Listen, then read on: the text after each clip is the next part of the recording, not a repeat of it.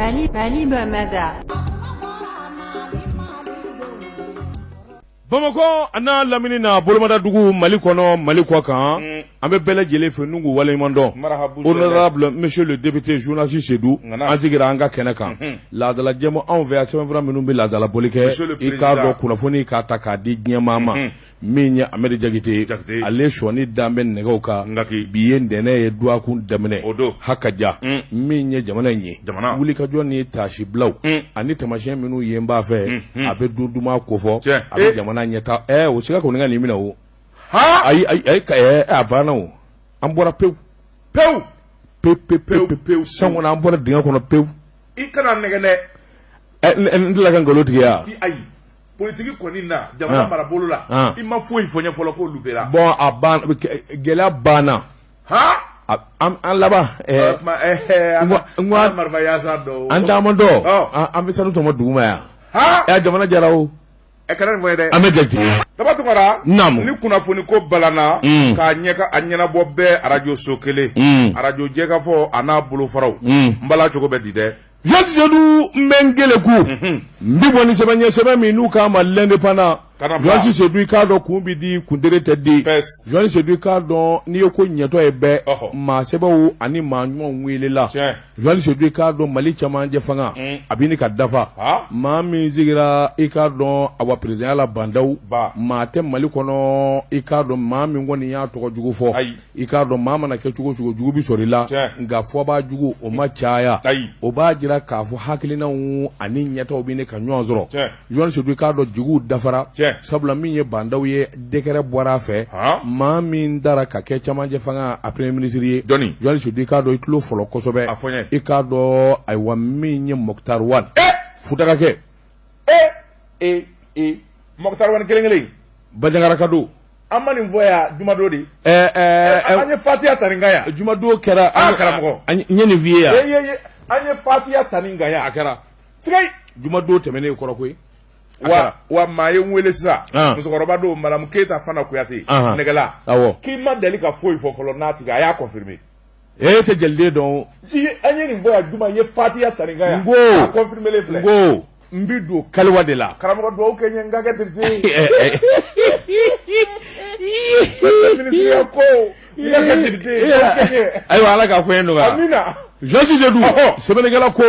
a k'i k'a dɔn min ye Mokhtar Wane i k'a dɔn n'a y'i bɔ anw fana na maa caman kun bɛ jamana kɔnɔ min hakili ma jigin a la Jean Sedou nka maa jogo bɛ fɛn caman sama ka s'i ma n'i ye ko ɲuman kɛ n'i ye baarakɛla ye n'i ye maa cɛsirilen ye n'i kalannen don Jean Sedou i k'a dɔn ayiwa jamana maa ɲɛnamaw ni ko dabɔra ko mɔɔw kan i k'a dɔn ɲinandi k'i kɔ min ye Mokhtar Wane ye i k'a dɔn bɛn kɛra ka sɔn kɛra ma CNSP i k'a dɔn ka taa se transition a ɲɛmaajɛ fanga i k'a dɔn bɛnkɛra ka wele bila ma u mɛnna kuma na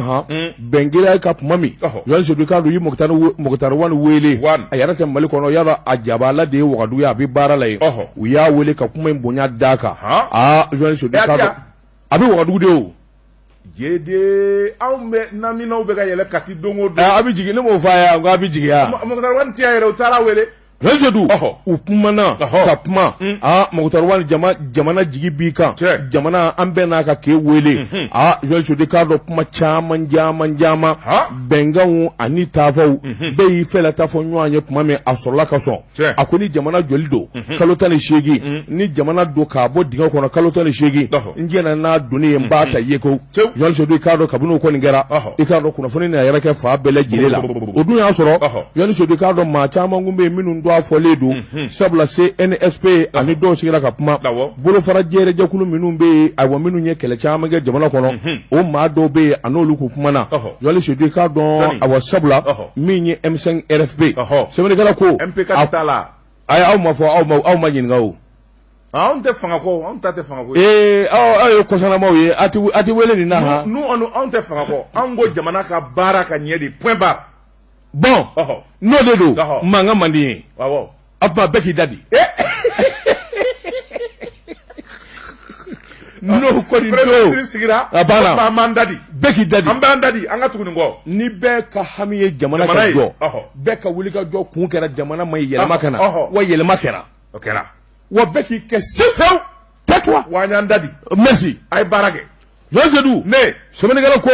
a k'i k'a dɔn awa min ye wulikajɔw ni jateminɛw ye i k'a dɔn hakilina caman de bɔra ko in kɔrɔ sanni ayiwa bɛnka kɛ i k'a dɔn Mukutari Wani kan i b'a ye k'a fɔ maa 14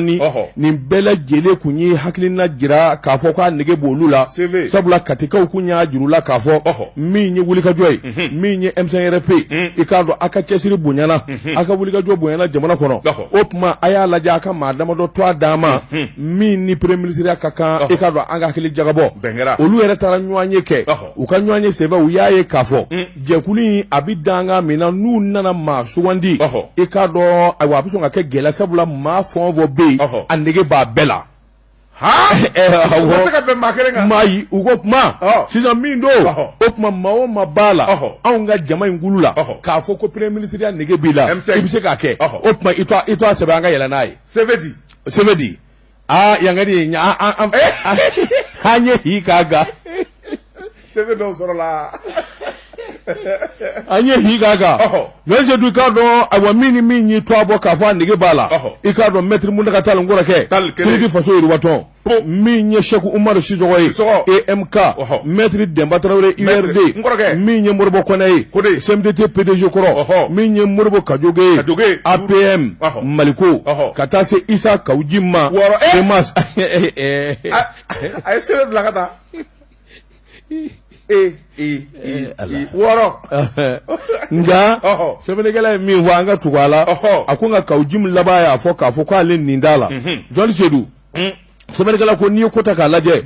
maa caman b'a la minnu kɔni ma sɔn k'u kanbɔ min ye madame Si Kayatu So ye ani premier ministre kɔrɔ Modibo Sidibe professeur Clément Danbɛlɛ Musa Sengo Kulubali professeur Isaka Mayiga ani Sogɛl Kokala Mayiga ninnu ma sɔn k'a fɔ u kanbɔ ninnu ma sɔn ka CV bila ka taa sɛbɛnnikɛla k'o fana bi faamu nka n'i y'a ta k'a lajɛ jɔnni sedu k'a dɔn awa caman ka kun u y'o fɔ min ye Sogɛl Kokala Mayiga ye ale kɔni y'a jira k'a fɔ dossier minnu b'ale bolo k'a fɔ de ale na wulikajɔ kɛ k'o bila ka taa di a CNSP ma ale t'o kɛ sabula i k'a dɔn olu minnu bara ka sugandili kɛ n'a fɔra ko président Gurasigi la kaban olu man ka so o kuma ale t'a ta bila ka taa d'olu ma o kɛra ale ta kun ye nka min kɔni ye wulibali n'o ye Tarafa Tani ye Mukutari Wani sigira sɛbɛnnikɛla ko maa ma b'a la jamana kɔnɔ i ye kodɔnna ye walima i ye sɛbɛkɛla ye bɛɛ lajɛlen ko nin jɛ in n'a ka kan sabula n'i y'a mɛn kalannin jɛ de kalanfin a y'o sɛbɛn kɔrɔ dɔn jɔn sedu i k'a dɔn a bɔ politiki maa tɛ a tɛ M5RFP la i k'a dɔn fanga min bɛ na a t'o la jɔn sedu i k'a dɔn a da tɛ kuma na sɛbɛnnikɛla ko a ye baara kɛ jamana ye san caman malidenw wasara n'a ye a ko nka min ye Mukutari Wani yan'a kana a ye kangari caman da i k'a dɔn hakaja n'i nana nin baara in de bɛ kɔnɔ nin baara in bɛ kɔnɔ sɛbɛnnikɛla ko maa ɲumanw mana jɛ ka ko dilan a tiɲɛ man di min ye président de la république min n'o bɛ bi jɔn sedu n'o ye Bandaw ye o ye maa cɛsirilen ye a gɛrɛla fanga na a bɛ fanga ɲɛdɔn a bɛ maliden dɔn a bɛ hadamadenya baaraw dɔn Mukutari Wani kɛrɛfɛ tɛ min ye nin kamalen ye i k'a dɔn Bajangara ka den don maliden don Futaka don jɔn sedu i k'a dɔn a bɛ min dɔn jamana in na sabula a ye min kɛ n'o ye a bɔ ministère des affaires étrangères a y'o baara caman kɛ min ye lasigidenya ye a y'o kɛ jɔn sedu i k'a dɔn a bɔ k'a fɔ maakɔrɔba fana don tɛ koyi san 64 Mukutari Wani a b'i ta fa dɔn a bɛ nafa dɔn jɔn sedu nin jɛ fila ni ala kɔni farala Mali kan gɛlɛya o gɛlɛya n'an y'a kɛ san 60 in kɔnɔ n'u sɔnna ma k'u kɔnɔ jɛ jɔn sedu k'a dɔn a doni bɛ bɔ jamana kɔnɔ anw wasara dɛrɛ nin si tɛ politiki maa ye an ko ka politisiyɛnw dabɔ a la de anw bɛ élection kɔnɔ kalo 18 damadɔ a banna mais ne kɔni m'a on va préparer les élections hali n'a fɔra moi j'ai descend à Basabugu n bɛ taa Bɛlɛdugu n bɛ taa campagne daminɛ n bɛ jɔyɔrɔ sɔrɔ yen soyons sérieux wa maa o maa bɛ yen ni a politiki maa don hali ni gouvernement kura min n'a bɛ sigi u kana don a la jɔn sedu bɛɛ ka t'i ka base baara n bɛna nin de fɔ soyons vraiment sérieux n'a ka d'an ye an bɛɛ ye kɛlɛ de kɛ i bɛ k'a ka fanga ma ɲɛ fo yɛlɛma ka kɛ yɛlɛma in bɛ na ni gɛlɛya ye ani diyagoya ko de y'an bɛɛ kan obligatoire politiki maa bɛɛ lajɛlen k'a fɔ anw jɛna nin transition in kɔ pewu kalo 18 anw jɛna an bɛ taa baara kɛ an bɛ fanga ɲini c'est tout mais ka taa don gouvernement na dɛ ka taa don fɛn na ka wari suwa walasa k'i ka parti labɛn o ka dabila. Je suis d'accord. Mais je te dis. An ka nin kalo 18 sɛgɛ kusa. A y'o sɛgɛ ku. A k'a to maa wɛrɛ ma o ka kɛnɛ fura k'a jɛ sariyaw sigi. o tuma a ka hi k'a kan. ni min y'a sɔrɔ o la. ɛlɛ ni e y'a sɔrɔ namara t'a la. I ka kuma ye tiɲɛ o Mali jara o. Non. Ni j'étais politique ma. D'accord. Parti ni jibolo kubi parti siège innové. Merci. Mais ou tna député sans nous na ta fo kubi ta congrès ke. Voilà. Nous mi jamana de bala. Bon, aminu mala ni politique kadaye. Aye keleka ani che. Aye be ka genga bo fanga na ani che. Ala ka sarai. Aya di mo ka jamana fura anye. On dani be. Ah bon mais non. Le ministère nguruni. Non, atali don do aye minge jamana ti nyina kokoi. N'a sɔrɔ a ta ɲɛ tiɲɛ ye a ye baara kɛ jamana ye a ye politiki baara kɛ malidenw di ɲinɛ sabula don dɔ la an n'a fɔ anw de ye nin kɛ mɔɔw na vota wala mɔɔw na vota ye wari ko t'a la bilen han. mais hali mobilité urbaine ministère o ti sɔrɔ. bon ni ministère ko don mobilité urbaine a y'olu ta. ani jumɛn wɛrɛ. ministère jumɛn bɛ ani fɛn. jumɛn. ala. prospective. Ministère de prospérité et de l'avenir.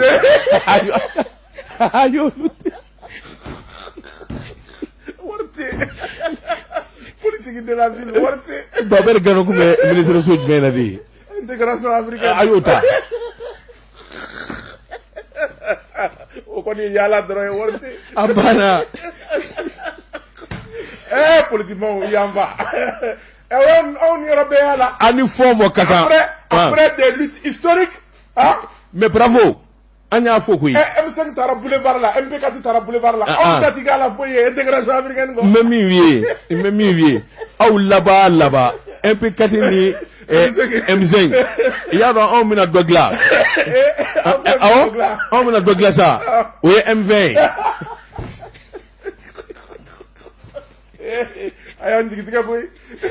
Au moins, ni premier ministre a kundira M5 ma. An MP4 an kuma jigida nga mi ministère do soro. Awo. Mais M5 mi folo kele ko duma fo soro. Kuma ta aw ma o. Awo. Abna kɛlɛkɛ o. C'est à dire que a y'a labɛn vraiment soyons sérieux jamana in ala ka jamana in bɔ dibi la. Joal Seydou politique maaw an dalen don u bɛ se ko caman na u ka nin waati in bɛɛ to mɔɔw bolo minnu bɛ baara kɛ ani minnu tɛ politique maa ye minnu hakili tɛ fanga na u ka politique labɛn dans 18 mois ala barika la o man jan o. Sɛgɛ ka jungo yi. I bolo don a k'i fa. Kalo 18. Sɛgɛ o san kelen ni kilancɛ de don a ka jango yi. Donc o tuma o aw ka kɛlɛ kun ye fanga ko de ya. A ye jamana ko don. Bon a banna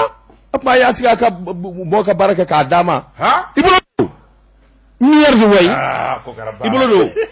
Daba tuma ne bɛ n tɛgɛ don. O bɛ kɛ. Ni kɔni sɛbɛn ye an ko min ma la prétoire. Basiriba n'o ye ND nin y'a ka sɛbɛn ye. ND ko jamana kuntigi kura. I bɔra k'a fɔ cogo min bandaw don. Civil don nka sɔrɔsi kɔrɔ don. Bandaw a sigira. Bandaw ka sigili a n'a ka kalikasiyɛn kɛnɛ kan. Fɛn min ye Cour suprême o président. Fɛn min ye ka fara fɛn min ye a maa tɔw kan. N'o ye Wafi Ugadei Sise ye. A n'a nɔnɔw u ye bandaw bisimila. Ani fɛn min ye Assimi Goïta ye u taar'u kali k'a da lawurusi la.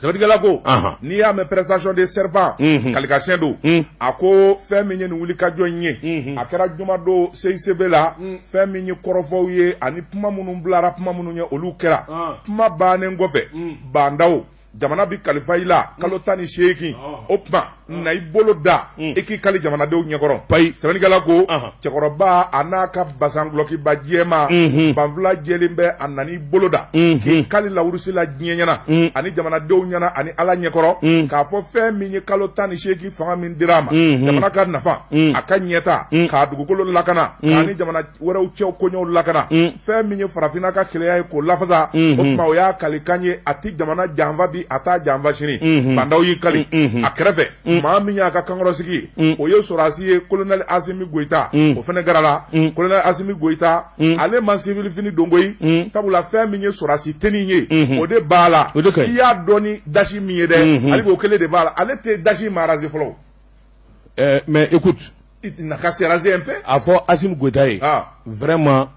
dasi filɛ bonbosi filɛ i y'a dɔn diinɛmɔgɔw ka taamasiyɛn don mais ça fait peur a ka nin ta ye dɔɔnin sa. Ne kɔni ye dasi ko in kɛ min ye denmisɛnnin don san 37 n'a y'a di dɔrɔn on va sentir qu'il est justement on veut sentir la jeunesse là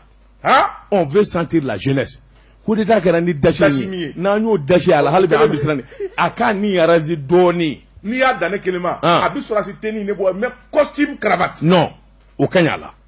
o ka ɲi a la a ka taa DB coiffure la lui au ka raser doni costume cravate akata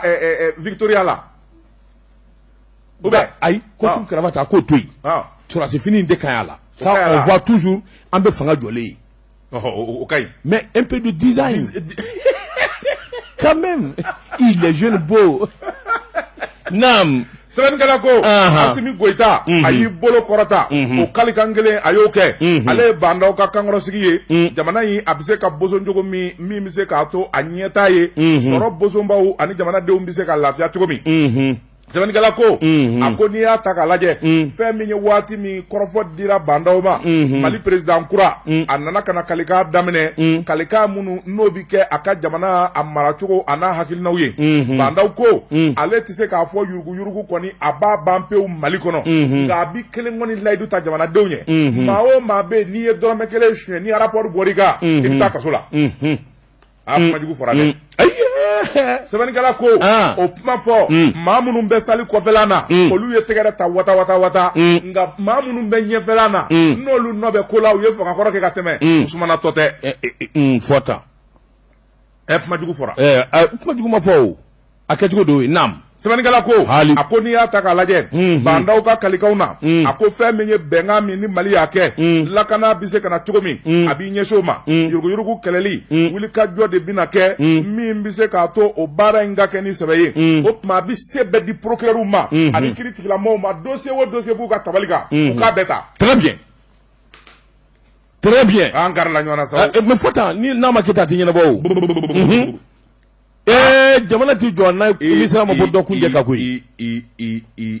o kɔfɛ nam a ko minisiri minnu bɛna bila kana kunna olu kɔni bɛna wuli ka jɔ bɛɛ lajɛlen de sabati min bɛ se k'a to jamanadenw bɛ lakana jamana yɛrɛ a kɛlen bɛ batɛmɛsira ye fu bɛ se ka sɔrɔ da la cogoya min na o tuma sɔrɔsi ɲɛmaw a sen ka olu sen nɔ sabu ale yɛrɛ ye sɔrɔsi kɔrɔ ye wuli ka jɔ bɛɛ lajɛlen de bɛna k'u fɛ min bɛ se k'a to jamana kɔrɔnfɛla a cɛmancɛ la jamana tilebinfɛla ani jamana fanda naani bɛɛ a bɛɛ bɛ se ka lakana cogo min tabarikala ko a ko bandaw sigili a kɔni jara jamanadenw ye nka jamana zumba kulew a bamabaw minnu bɛ n'u ye jamana suɲɛ san caman olu kɔni bɛ olu sirannen bɛɛ bi sabula u b'a dɔn k'a fɔ fɛn min ye bandaw ye cɛ min don n'a y'a fɔ a b'a kɛ sabula si t'a kun na janga kumasi ka kɛ abadamiyanga don filɛ nin ye an ye min zalo ka bɔ le prétoire kɔnɔ a ka bi bɔli la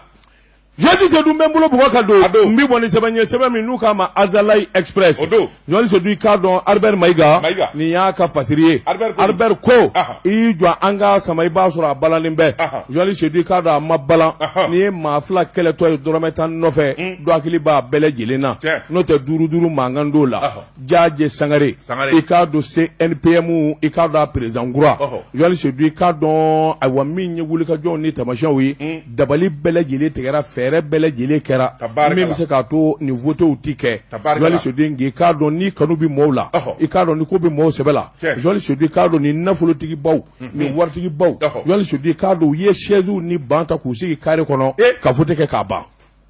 munna u ma don chaise kɔnɔ parce que u taara da choix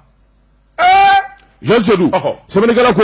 i k'a dɔn jo tɛ ko la Joël Sodou i k'a dɔn o fɔ man ko a ko kunnafoni carinna fa bɛɛ lajɛlen la min ye sɔrɔ bosobaw ye n'o ye kɛnyɛrɛyew ye nafolobatigiw Joël Sodou olu bi jɛrɛjɛkulu belebele de la o ko min ma ko CNPM Joël Sodou i k'a dɔn n'o ye patronat ye a vote de kun kan ka kɛ tabale gosira a bi waati jan bɔ bɛɛ lajɛlen ye labɛn kɛ i k'a dɔn a dɔnna k'a fɔ maa fila de b'a nɔfɛ min ye Kulubali ye i k'a dɔn ani Jaaje Sangare Joël Sodou ni jɛ fila bɛɛ lajɛlen kun bi campagne na nka sɔmi nana kɛ sa fa dɔ fɛ k'a fɔ anw dɛsɛlen don cogo t'an bolo o tuma n'an ma dabali tigɛ ka ko in ɲaami i k'a dɔn vote yɛrɛ kana kɛ bilen i k'a dɔn n'o ma kɛ i k'a dɔn anw bɛ kɛ binba ye a ko tamasiyɛnw b'o de jira sabula vote kelen kɔfɛ k'a ban a tɛ n'a fɔ politiki vote koyi Joël Sodou nin ye nafolotigi an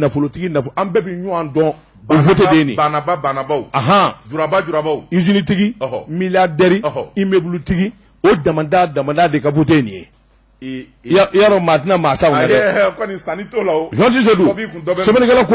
a k'i k'a dɔn kiiri kɛra ka min kɔni ye vote ye a kɛra vote kɛlen ko k'a ban maa 107 o de votera Joël Sodou k'a dɔn maa 89 hakaja o bɛɛ lajɛlen ko Jaaje Sangare maa 1 i k'a dɔn o votera Mamadu Sɛnsɛn Kulubali ye maa 17 u ko bulletin nul anw tɛ foyi la Jean Seydou a ko n'i y'o jaabi ta k'a lajɛ sariyatigiw fɛ yen maa min sigira kɛnɛ ka patron ka patron o de ye Jaaje Sangare sɛbɛnnikɛla ko a k'i k'a dɔn k'a don ɲɛ ko caman de kɛra min bɛ se ka ko in lasa sɛbɛnnikɛla ko a wulikajɔ ni tamasiyɛnw i n'an bɛ kuma dɔw la k'a fɔ ko Jaaje ko ko vote in ka bɔ a dɔgɔkɔrɔ a ko nkalon sabula kunnafoni bɔra yɔrɔ min na o ye secrétaire général ye ɲininkali kɛra secrétaire général la juma don a ko ayi ko vote ka ɲi Jean Seydou k'a dɔn o ma waatinin bɔ o laban nana lettre kɛ k'o sɛbɛn ko vote ka bɔ a don a kɔrɔ o don kelen Jean Seydou ko muso ka kɛ cogo di maa sɛbɛw ani hɔrɔn a bɛɛ na fɛn de kan bɛnkan ye nin don in ye n'a ti ɲɛ kɔn bi kɛ kabini a fɔ don k'a fɔ a ti ɲɛ Jean Seydou ka labɛn kelen k'a ban vote ye sini ye maa kelen k'a reporter o bɛ ɲɛ cogo di a ti ɲɛ o bɛ se ka kɛ cogo di u ye da sago Jean Seydou i k'a dɔn dun y'a sɔrɔ Jaaje n'a ka mɔɔw olu ye labɛn kɛ ka wulikajɔ kɛ Jean Seydou i k'a dɔn u ma foyi kɛ sariya kɔ u ye issue ta ka taa lajɛ ka sɛgɛsɛgɛli kɛ ka ɲininkali kɛ yalima sariyakisɛ jumɛn bɛ yen min bɛ se ka nin kɛ o tɛ yen ayi o tuma a kɛra baara ye Jean Seydou i k'a dɔn awa min ye wulikajɔ ye sɛbɛnnikɛla ko i k'a dɔn secrétaire général a ɲɛw bi dɔn kɔfɛ o de laban nana i k'a dɔn polisiw wele ko ka da suwa ka gogoro don a la Jean Seydou i k'a dɔn a n'o kɛli man kan sɛbɛnnikɛla ko awa min ye issue ye u nana n'o ye sariyatigiw ka n'a lajɛ k'a lariba a kan ka kɛ kɛcogo min u ma karina kari u ma dakari Jean Seydou a fɔra de vote bi kɛ nin don in bɛn kɛr'o kan jamana maa ɲɛnamaw ni nafolotigiw bɛɛ lajɛlen n'i ka dulɔkibajɛ jɔlen don Jean Seydou k'a dɔn o tuma n'a ma ɲɛ nin kɛra nin kɛcogo in na mankan tɛ nin na o tuma min ye vote ye Jean Seydou k'a dɔn an b'a kɛ da la piyan milliardaires ka jɔ tile kɔrɔ ye mais parce que a b'u sɛbɛ de la o il veut le changement c'est tout dandɛmɛ kɛr'u la koyi so in ye jɔn da ye de so jumɛn a tun bɛ ka kɛ so min kɔnɔ patronat so tɛ wa o ye jamajɛyɔrɔ ye merci bon ni maa kelen y'o da suwa Jean Seydou k'a dɔn awa jama min nana maa 107 sɛbɛnnikɛla k'o wasara o tuma bɛɛ k'i hakilina fɔ jɔnni bɛ Jaaje fɛ jɔnni bɛ awa Mamadu Sɛnɛsɛ Kulubali fɛ Jean Seydou k'a dɔn bɛɛ lajɛlen taara i ka sɛbɛn bila vote kɔcɛlen n'u ye danni kɛ maa 89 min ye awa Jaaje Sangare kabini o kɔni kɛra sariyatigi minnu bɛ olu y'a sɛbɛntiya k'a fɔ min ye patron ye i k'a dɔn bɛɛ n'a ka k'a fɔ Jaaje ka k'u ka ɲɛmaa ye Jean Seydou k'a dɔn nin ko in kɔni a gɛlɛya dan tɛ sabula n'i ko ta k'a lajɛ fɛn min bɛ nin kɔfɛ Jean Seydou k'a dɔn o ye mankan de ye nka nin mankan dan tɛ sabula fɛn b'e fɛ fɛn bɛ ne kun Jean Seydou an yɛrɛ ka karisa de sugandi k'o k'an ka ɲɛmaa ye a ko walima o gɛlɛya yɔrɔ bɛ min nin si tɛ surafana dun si ka so ayi nin bɛɛ miliyarelen bɛ nin bɛɛ bolo ni bon nin de ye Mali yɛrɛ gɛlɛya quoi Mali problème ye nin de ye min mana don mun ye patronat yɛrɛ ko senni na mais justement ne ti bɛrɛ dɔn mais anw kɔni ye ko dɔn ka Musa Bala Kulubali k'o to président la vote ma kɛ o bɛnkan de y'a sigi consensus tout à fait Musa Bala bɔlen Mamadu Sidibe ale fɛnɛ sigira consensus a kɛra ten o bɔlen Mamadu Sinsin Kulubali o sigira consensus mun ye Kalafili y'a Kalafili yala ye min ye i k'a dɔn awa bureau kan ka se ka waati min dafa o banna o tuma karisa e ti bɔ a la ayi o tuma an ti bɔ a la walima a bɛ kɛ to o bɛ na ni mankan ye o tuma n'a ma ɲɔ kɔ o tuma an ka jama wele o bɛ min fɛ i fɔra dɔ bɛ f'i kɔ tout le problème ça ne peut être que là je connais pas hein ça ne peut être que là non minnu kan k'a bila olu de t'a fɛ k'a bila bon n'olu m'a bila vote bi kɛ ça c'est une logique dɔ y'a bila i sigi e k'i t'a bila maa ka sigi bon n'i ko i ti taa vote bi kɛ i ye date min kɛ o date min fɔra o banna Jean Seydou vote de bɛ k'a ni ɲɔgɔn cɛ ni gagnera ni mɔgɔ b'i fɛ ni gagnera i bɛ t'i nɔ na dasɔgɔ in bɛ ma ɲɛ yɔrɔ kɔni ye bɛɛ ta ye foroba yɔrɔ don an di mankan na bilen Mali kɔnɔ han t'u fɛ kana dasɔgɔ ɲɛ non an di mankan foyi la bilen mankan foyi tɛ kɛ bilen ko nin ko banna de a tuma nin ye parti ko de ye wa politique tɛ milliardaire maa waritigi a hɔrɔn dama mun kɛlɛ bɛ nin na immeuble yɛrɛ ɲɔgɔnna caman bɛ nin bɛɛ fɛ ni min binna ni binna a fɔ cɛw tɛmɛ ni baara ye i ni ce an bɛɛ b'an ka wari ɲini na i don on nana marre wa kɛlɛ tɛ yen kɛlɛ du soir kɛlɛ tɛ yen u ka ko in di Jaaje ma a ka tɛmɛ n'a ka baara ye a dira ma ka ban c'est le nouveau président merci journal min bɛ ɲɛkɔrɔ yan le nouveau président o de kɛn bɛ k'o sɛbɛn awɔ o tuma sɛbɛn wɛrɛ ta ka dɔ wɛrɛ ta awɔ e ma ko nouveau président la lettre du peuple Jaaje dit Amadou Sangare le nouveau patron des patrons du Mali ngi ko blate kuma ɲɛna dɔrɛta confirmé c'est confirmé amina mun wɛrɛ fɔ bilen o tuma ne bɛ dalu i do daba tugara min dalu min tɛgɛ don ka bɔ ni sɛbɛn ye an ko min ma la lettre du peuple jamanadenw ka bataki fasiriba n'o ye Yusufu Jalo ye nin y'a ka sɛbɛn ye Yusufu Jalo ko a bɛna ta ni jateminɛ ma kɛ société min bɛ n'o ye assurance lafiya SA maa min dara ka bila kunna madame Li Taher Darave a kɔni a sigilen bɛ mugubo de dara n'ala ma jaga a bɛ pɛrɛn n'a ye sɛbɛnnikɛla ko a ko muso in jigira fɛnkolonba de dara fɛn min kɔni n'a tɔtɔlen b'a foroko jara ye sabula assurance lafiya SA bɛɛ tile tɛ k'o sababuya kɛ a ɲɛmaaw yɛrɛ dama de bi kɛlɛ la u bi fara la sɛbɛnnikɛla ko a ko fɛn min ye a maakɔrɔ min n'o kun y'a PCA ye Amadu Jige kɔni ko in gɛlɛya na ka b'ale fan fɛ sabula ko caman bɛ Jige bannen b'o ma o de kɛlen bɛ gɛlɛya ye assurance lafiya kɔnɔna na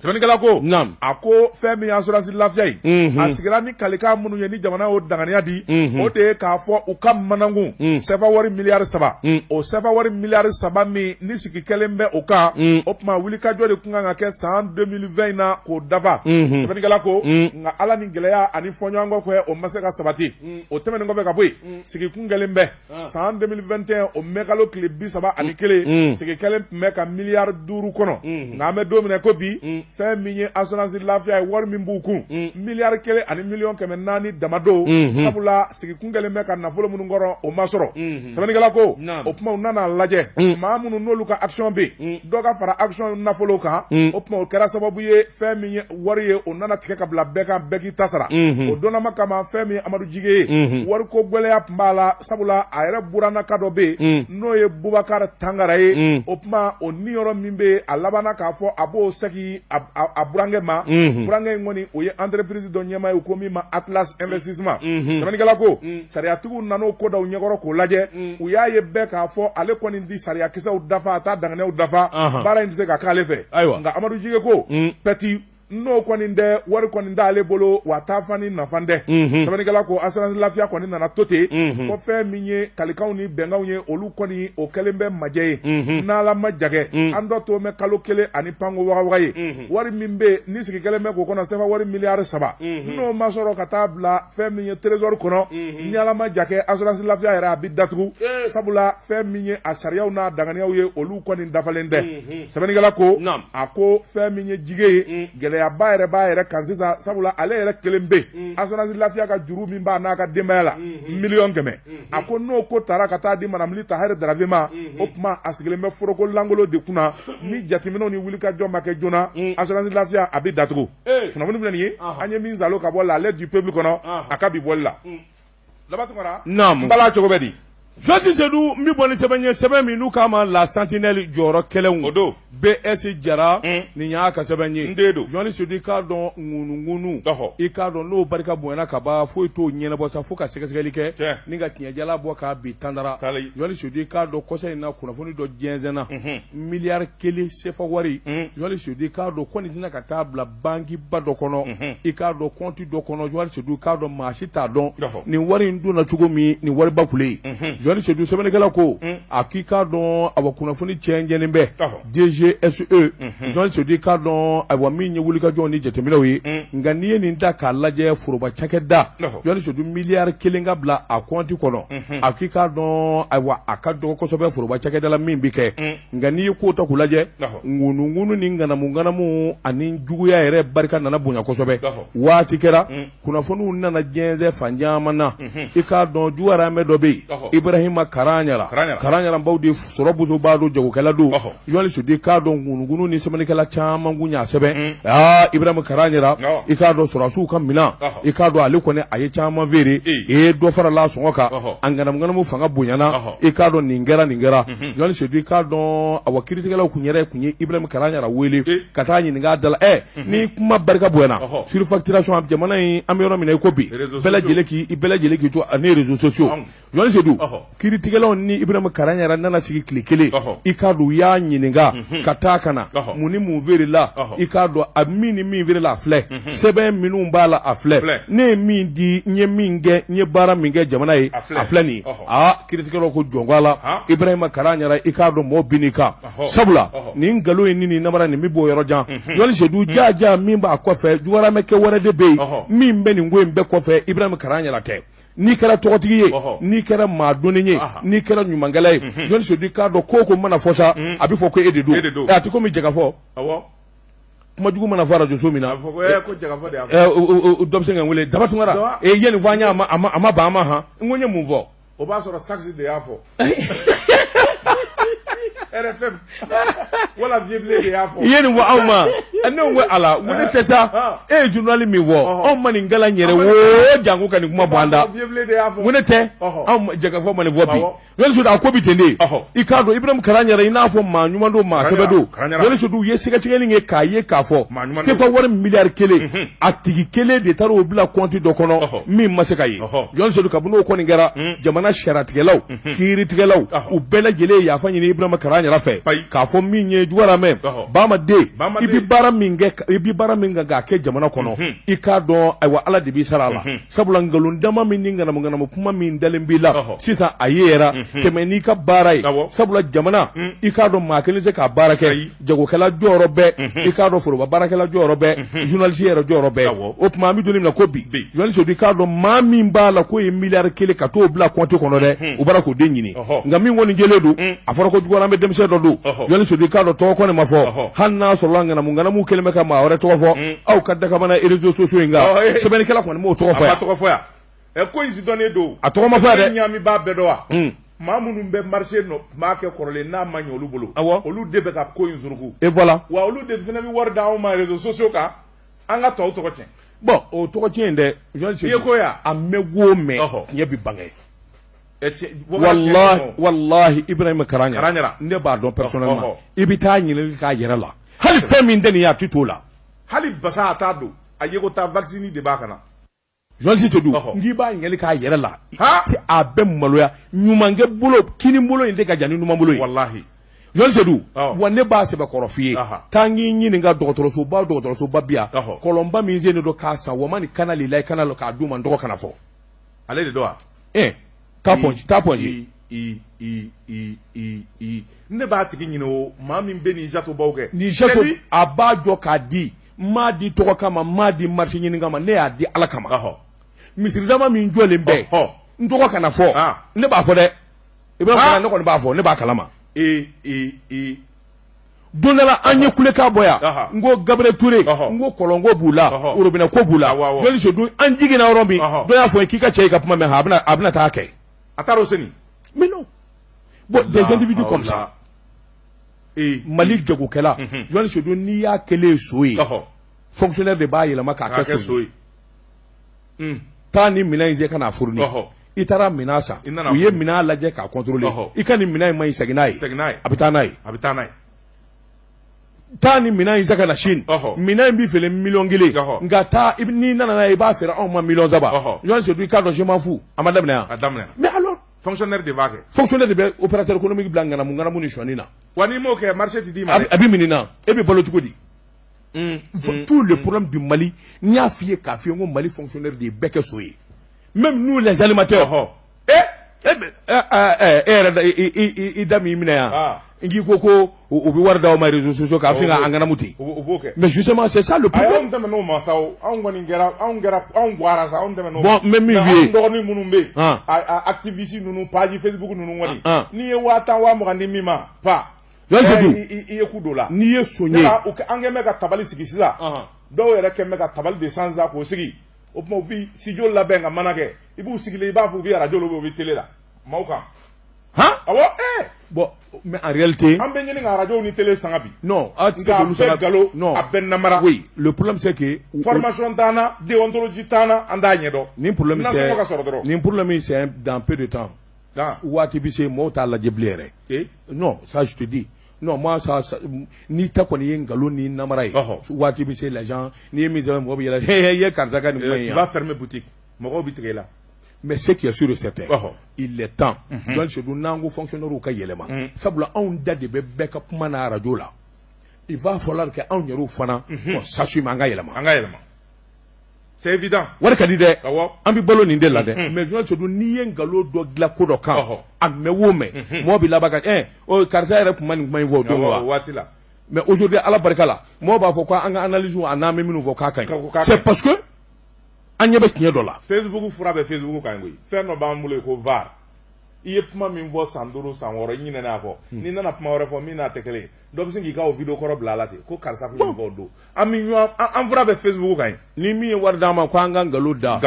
wari minɛ i mago b'a la n'i nana se i ka radio la reçu t'a la foyi t'a la i ka tiɲɛ fɔ n'i yɛrɛ a n'a y'a ja siɲɛ wɛrɛ a ka nin wele n bi ten mais i bɛ tiɲɛ fɔ i ka tiɲɛ jala fɔ n'i yɛrɛ o de bɛ laban Joël Sedou nkalon a mana mɛn cogo o cogo Joël Sedou i k'a dɔn kulusi bɛ bɔ a la sɛbɛnnikɛla ko ayiwa Ibrahima Karanyara k'a ɲɛmaa ye an bɛ donni minɛ ko bi i k'a dɔn nin kamalen min n'a y'a ka baara kɛ k'a jɛya kiiritigɛlaw de y'a jɛya k'a bila ka taa so an bɔra ko in galama dɔ de filɛ ka miliyari 1 ta ka t'o bila kɔnti dɔ la o min y'o kɛ dɛ o kamalen dɛ o de don lawulinkama don a k'o tuma i to a tiɲɛba ani ŋanamu i jɛra bi k'i sɛbɛn kɔrɔjɛya kɛmɛ i ka taa ka baara la ya ni fulaw k'i ma ko ya o kɔrɔ k'i ka taa aw y'o de fɔ ko ya fila de don Jugaramɛ ti fila ya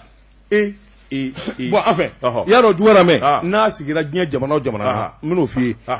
Jugaramɛ dɔw bɛ yen u bɛ kaso ka k'a fɔ ça c'est les piments Hamadi Bacili les dundundaw dondo kelen mais bien sûr dondo ka misi wɛrɛ tɛ ni anw ka foro la nɛgɛla dondodaw olu bɛ kaso ka k'a de fɔ parce que Jugaramɛ minnu don u sigira kasokaw cɛ la Jugaramɛ dɔw bɛ yen olu bɛ marakakan fɔ oui tel que bon tel que les Haji Bacili olu b'a bɛɛ mɛn parce que olu bɛ jɛkulu minnu na Ablo Bacili awɔ ale bi marakakan mɛn awɔ ayi Ablo bɛ filakan mɛn a bɛ filakan mɛn Haji Bacili Haji Bacili ani Modibo Gambi u bɛ marakakan mɛn Isaka Ɲanga u bɛ marakakan fɔ u bɛ filakan fɔ ça c'est vers Kayi Jugaramɛ dɔw bɛ yen olu tɛ foyi fɔ filakan kɔ ça c'est vers Mopti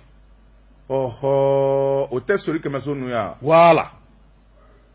mais Jugaramɛ minnu bɛ Segu jamana kan olu tɛ filakan fɔ u tɛ marakakan fɔ uniquement bamanankan ça c'est Saliyandaw ni Amaridaw olu tɛ foyi fɔ kɔ olu fana Jugaramɛ de Jugaramɛ dɔ kɛ n b'a fɛ ka min f'i ye dɔrɔn Jugaramɛ mana sigi siya minnu fɛ u b'olu ka cas de fɔ o ka ɲi ça c'est comme ça c'est bon u bɛ se brassage culturel la exactly là c'est bon sinon Amadi Bacili ninnu olu tɛ hali ni filakan fɔ u t'a mɛn olu bɛ kaso ka cas de mɛn olu ma jeli kɔnɔ xaaliso bɛ di kalo tuba dɔ la ayo ani dundundaw ninnu les jok wa c'est comme ça alors Jugaramɛ minnu wolola Bamakɔ ka mɔ Bamakɔ en général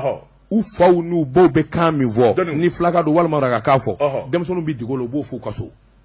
mais u bɛ bamanankan de fɔ kosɛbɛ c'est comme ça donso bɛɛ n'a kungo ta fa ne t'u dɔn yɛrɛ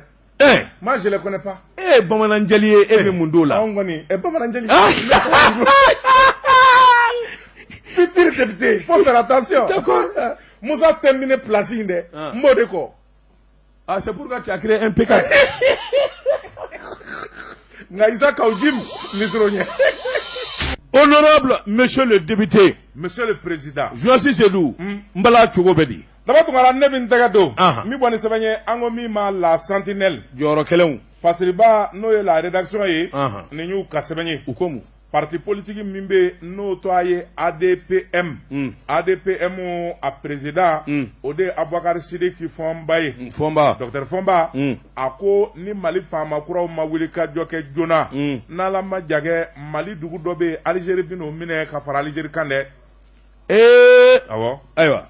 sɛbɛnnikɛla ko a ko fɛn min ye wulikajɔ kɛlen bɛ Algérikaw fɛ fɛn min ye Algérie u ka sɔrɔdasi jɛkulu dɔ bɛ yen olu kɔni kɛlen bɛ ka wulikajɔ kɛ Mali dugu min bɛ yen n'u k'a ma Inkalil Inkalil ale bɛ Tesaliti ale marabolo de fɛ Kidali mara kɔnɔna na fɛn min ye dugu in ye fɛn min ye Algérie faamaw ye u kɛlen bɛ ka sɔrɔdasiw yɛrɛ kɛ dugu in na fiyɛfiyɛ ka bɔ fɔ ka taa fɔ k'a to ten piquet de b'u bolo bɔrɔni kura u kɛlen bɛ k'o turu ni ka danger kura bɔ k'a jira k'a fɔ Inkalil o farala Algérie kan awɔ ne ko an t'a d'u ma e n'o fɔ kɛ Kidali yɛrɛ t'e bolo. K'an da don kuma wɛrɛ la. Sɛbɛnnikɛla ko. Naam. A ko n'i y'a ta k'a lajɛ. Nin baara in kɛra septembre kalo tile 23. Mali yɛrɛ ka yɛlɛma hɔrɔnya fɛti kɛra bi. O dugusɛjɛ k'a daminɛ midi. U sira a la. Sɛbɛnnikɛla ko fɛn min ye bornage ye u sira a la.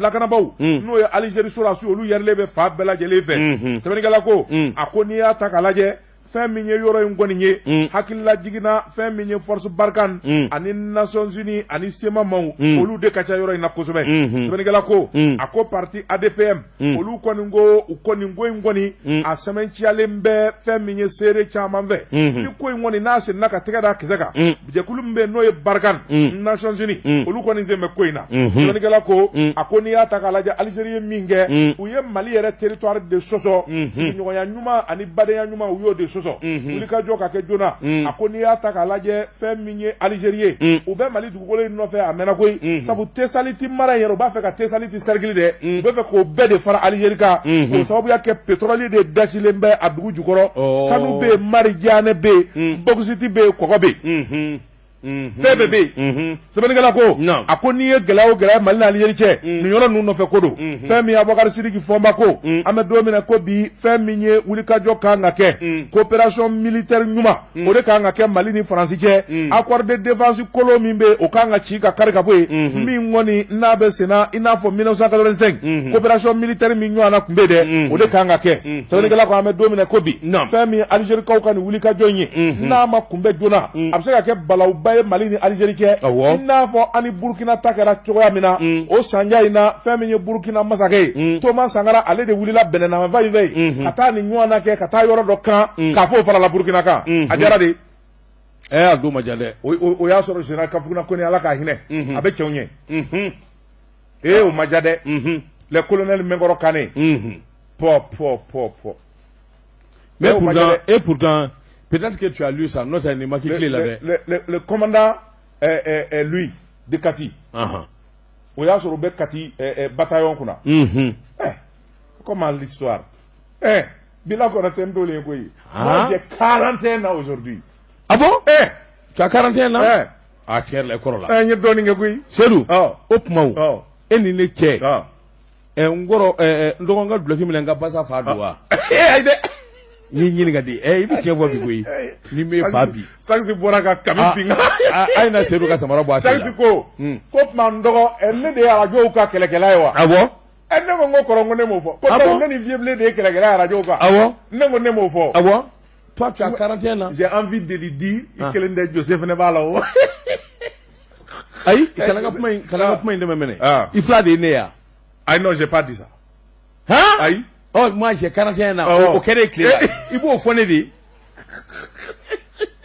yafa deli yafa jɔsi se dun bɛ n bolo bugɔ ka don n bi bɔ ni sɛbɛn ye sɛbɛn min n'u k'a ma le focus o don sɛbɛnni kɛba a tɔgɔ de ko Kalifa Sisɔgɔ Kalifa Sisɔgɔ ko i bɛ ka tile la nganamu dɔ kɛra jɔnni Seydou i k'a dɔn waati dɔ sera sa kiiritigɛlaw i k'a dɔn ani jamana ɲɛmaa kuraw u k'a sɛbɛnfura bɔ k'a da kɛnɛ kan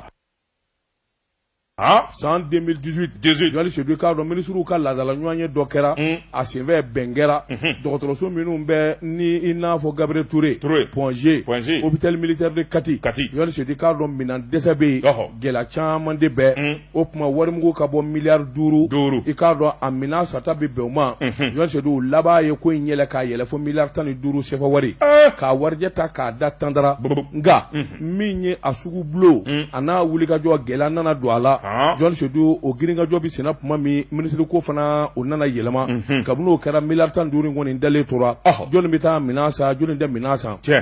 jɔnni Seydou u tor'o la miliyari 15 in kɛra ten pelenketew i n'a fɔ to bɛna nugu la maa si t'a taa yɔrɔ dɔn a donna dingɛ min kɔnɔ maa si t'a taa yɔrɔ dɔn sɛbɛnnikɛla ko i bɛ ka tile la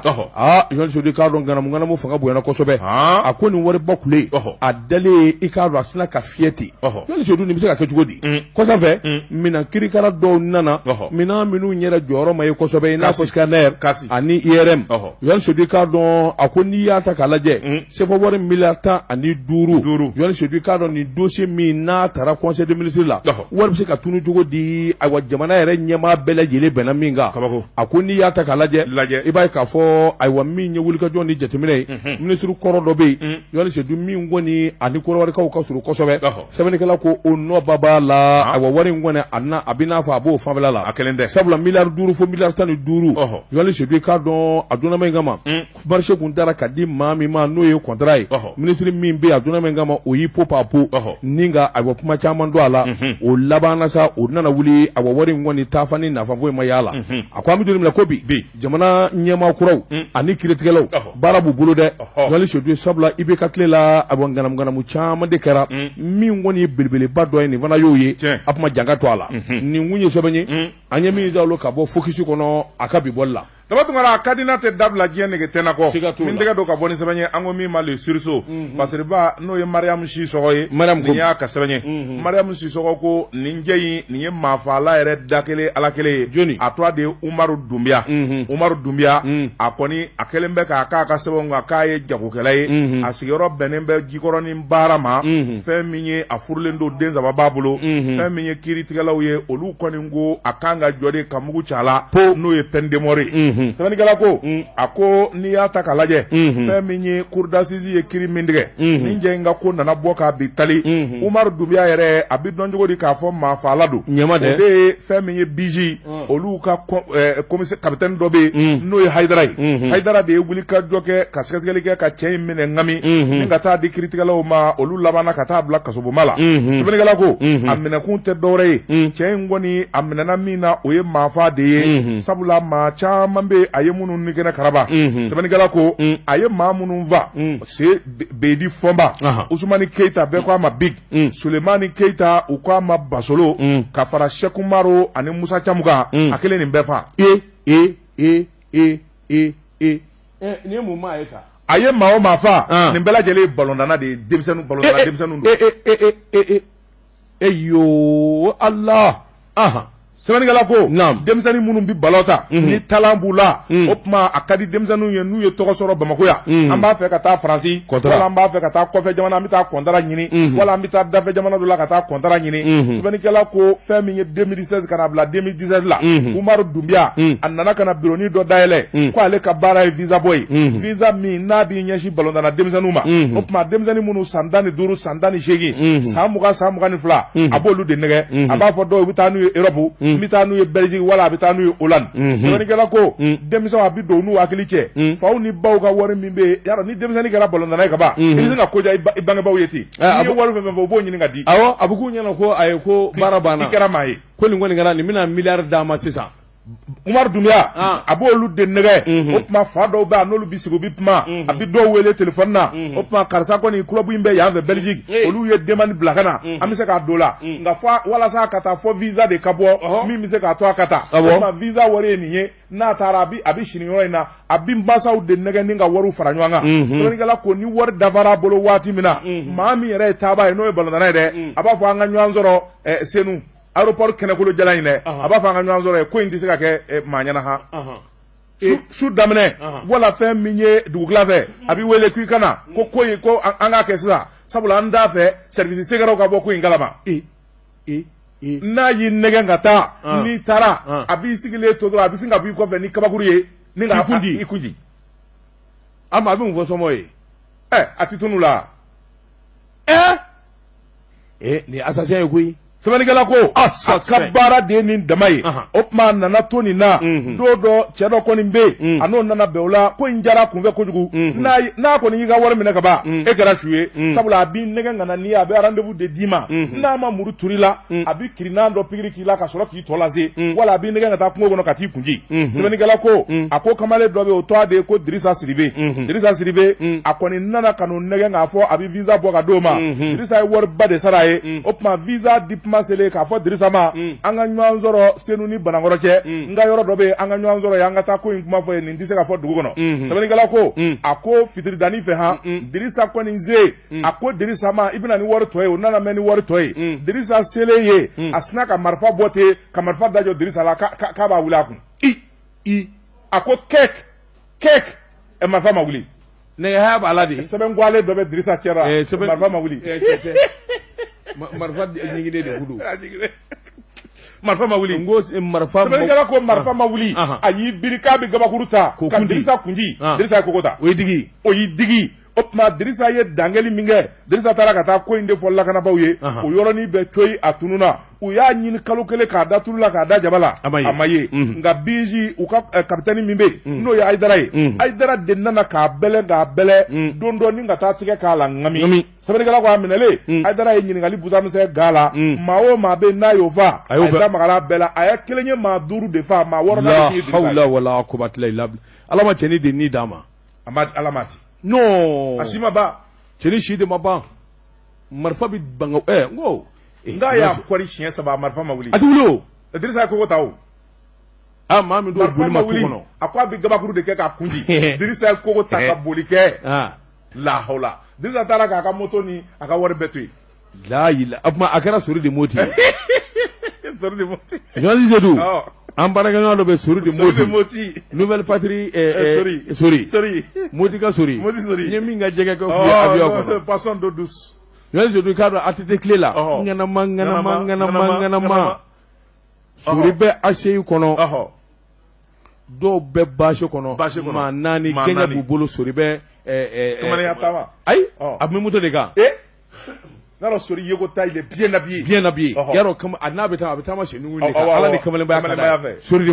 moti mais n k'u kura la c'est à dire que ACI autorité in kan maa 3 bɛ gɛɲɛ bɔ ɲɔgɔn fɛ ko bala sori kan donc a m'a dɔn a bugara cogo min mobili in de y'a bugɔ jinɛw y'a bugɔ sori ko moto ka suma a ye moto bila a y'i cun ka bɔ moto kan k'i digi k'i kari kɔnɔ fɛ a bara ka taa cogo a bɛ taa kɛ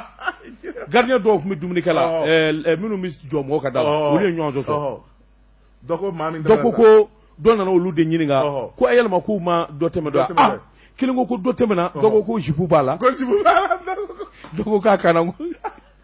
ala ni sori ni vitesse maa si ma se k'a lasa fini sugu min b'a la dɔw ko muso don dɔw ko cɛ don sori de mɔpti Sudu baba sori bini kama Sudu baba garde mo se ka ni vitesse min b'a la dɔw ko pilote dɔw ko jibu dɔw ko cɛ don dɔw ko muso don Jean waati n'a ka waati ma se bi ta ma bila yan i k'a dɔn an bɛ dɛgɛ ale tun bara ka an kɔtɔrɔma don Jean Sodi k'a sadani na i k'a dɔn Burapele ani Sidi Farikɔnɛjɛ u bɛ n'u da don a la anw wulilen don an deliko la Ala a barasa an bɛ dɔ fɔ a ɲɛna o ne ko bɔn ne bɔra k'a to 4 ni fula a laban o de la ka taa zoro jɔn kɛ barisa a y'aw ta juru sara o Chaque jour, k'i bɛ kami bɔ ne ta ye saga ye dɛ anw yɛlɛmana koyi n t'a fɔ équipe yɛlɛmana cɛnin dɔ b'anw fɛ yen cɛnin finmani a tɔgɔ de ye Burapele min ye bi don premier mi-temps na Asuman Fati o ye muso ye o ko ni muso jɔ ye nin ɲɛni nin bɛ balo de kunu k'a fɔ nɔ n ka cɛ wɔrɔmuso yɛrɛ ye filakara la Messi ye filakara a yɛrɛ ye filadu Jean Sedi fadenjugu jakuya ana gagné jakuya penalty karaba Allah réalité jakuya penalty de Duruma